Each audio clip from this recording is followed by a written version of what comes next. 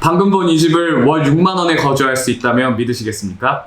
그것도 서울에 말이죠. 자, 가능합니다. 오늘 이 방송 보시고 이렇게 근사한 나만의 집을 6만 원에 거주할 수 있는 비법 알려드리도록 하겠습니다. 자, 오늘 이 마법의 비법을 알려줄 기자 두 분과 함께 이야기를 좀 나눠볼까 하는데요. 자, 먼저 박주윤 기자 인사 좀 부탁드릴게요. 네, 안녕하세요. 금융을 담당하고 있는 박지훈 기자입니다. 자, 그러면 오늘 저기 남빛하늘 기자도 좀 인사 좀 부탁드릴게요. 네, 안녕하세요. 뉴스웍스에서 부동산을 담당하고 있는 남빛하늘입니다. 자, 오늘 6만 원에 그것도 서울에서 거주할 수 있다는 비법을 좀 알려드릴 건데 이거 가능해요, 이거? 네, 일단 가능하고요. 6만 원의 월세를 내는 게 아니라 사실은 월 6만 원 이자를 내고 있거든요. 아, 그럼 월 6만 원 이자를 내는 거다? 네네. 월 6만 원의 이자로 이 집에서 살고 있는데 정부가 지원하는 정책 상품인 중소기업 전세 자금 대출 상품을 이용했어요. 그래서 이 대출을 이용하면은 연 1.2% 금리에 최대 1억 원의 전세 보증금을 대출해주는 상품입니다. 아, 그러면 월 6만 원에 충분히 가능하겠네요. 일단 집을 어떻게 구하신 거예요? 보통 집을 구하려면은 부동산에 먼저 가서 내가 원하는 집이 있는지 확인을 해야 된다고 생각을 하시는데 자격이 되는지 확인을 하기 위해서 은행에 이제 먼저 방문을 해야 됩니다. 은행에 가시면 또 어떤 걸 준비해야 될까요? 방문을 하기 전에 서류를 좀 많이 발급을 하셔야 되는데 서류가 굉장히 많거든요.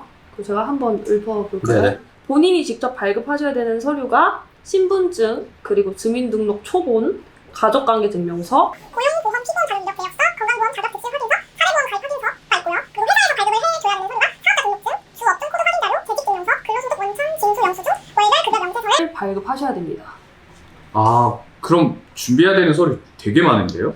자, 그러면 이렇게 서류가 잘 준비가 되면 은행에 갈 거 아니에요. 그 은행에 갔을 때 이제 어떤 과정들을 또 거치는지 이야기가 나오지 않습니까? 네, 그렇죠. 우선은 중기청 전세 대출을 받으러 왔다라고 얘기하신 다음에 대출이 가능한지 알아봐달라라고 하면 됩니다. 그러면 은행에서 개인정보 동의서를 작성한 이후에 이분이 대출이 가능하신 직장인지 소득을 근거로 대출이 얼마큼 나갈 수 있는지 이런 거를 이제 알려주죠. 예를 들어서 연봉이 2,500만 원이라고 한다면 대출이 7,500만 원 내외 정도 됩니다. 보통 한 3배 정도라고 보시면 되고 네. 그러면 이제 그 대출 가능한 금액을 맞춰서 집을 구하면 되겠죠. 네. 이제 집을 본격적으로 찾아봐야겠죠? 그러면은 많이들 아시는 어플 있죠? 다방, 직방. 아, 그 방으로 끝나는 네, 방으로 것들. 끝나는 그 거기 이제 어플에서 그 본인이 살고 싶은 동네를 설정을 하시고 그리고 그 상세 옵션? 옵션, 맞아요. 옵션. 옵션을 선택할 수가 있어요. 그럼 옵션에 중기청 전세 대출 가능한지 나오는 또 옵션을 설정할 수가 있거든요. 아, 그 앱에. 네, 앱에 따로 있는 걸로 제가 기억을 합니다. 그러면 거기서 이제 나의 자금과 맞는 집을 찾아서 부동산에 연락을 해서 집을 보고 선택을 하는 거죠. 그러면 그 앱에서 그거를 필터링을 다 하면 많이 나와요?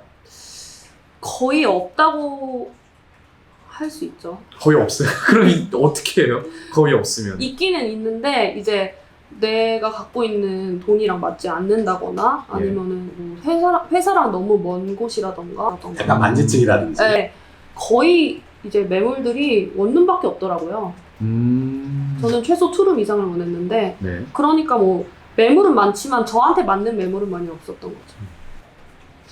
발품을 팔아야죠.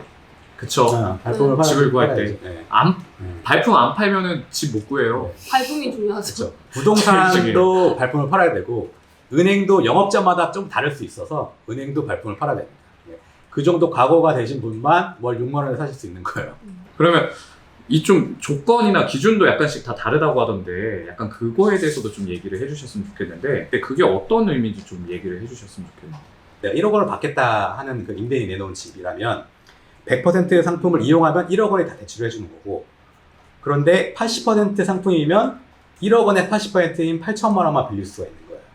그러니까 나머지 2천만 원은 본인이 구해 오셔야 되는 거예요. 아, 네. 그러면 이제 2천만 원이 필요하게 그렇죠. 되는 거네요. 네. 1억 집이라면. 네, 이 매물이 많이 없어요. 근데 이 80% 매물이 100% 매물보다 압도적으로 더 많습니다.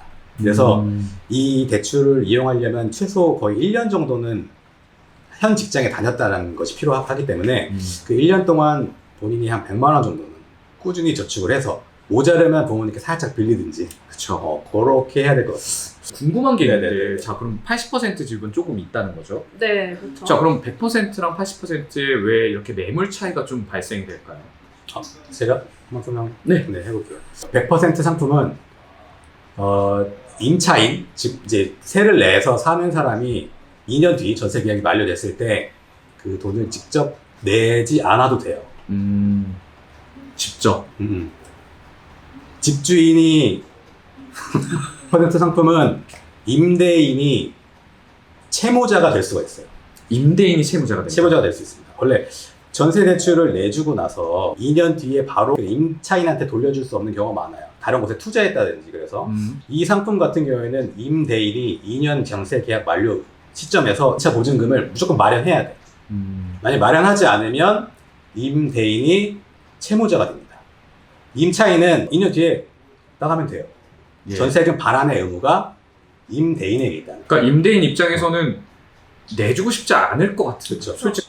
그러니까 100% 상품이 많이 나올 수가 없는 이유겠네요. 그렇습니다. 네, 그래서 이제 정부 관계자분께 부탁드리는 게 이제 똑똑히 들어야 될 것 같은데요, 이런 들어야 거. 될 것 같은데 100% 상품도 임대인에게 너무 부담을 주지 않게끔 좀 바뀌었으면 좋겠다.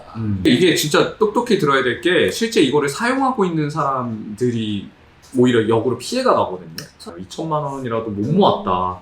그런 사람들은 사실 이제 이 100% 상품을 좀 필요로 할 텐데 그러니까 그런 부분은 조금 개선이 필요하다. 이번에 그 구한 집은 네. 그러면 100% 상품은 아니겠네요. 그렇죠. 80% 상품으로 구했고 제 집 같은 경우에는 8천만 원 전세 보증금에 80%인 6,400만 원을 대출 받아서 들어가게 됐습니다. 그럼 나머지 부분은 또 이제 네, 감당을. 제가 모아뒀던 돈으로 감당을 했고요. 자, 은행 가서 이제 대출을 받아야 되잖아요. 자, 은행 가서 대출 받는 게 굉장히 어려운데 좀 그런 점에서 좀 해결할 수 있는 방안이 뭐가 있을까요? 구독과 좋아요를 눌러주시면 다음 편에서 확인 가능합니다. 뭐야?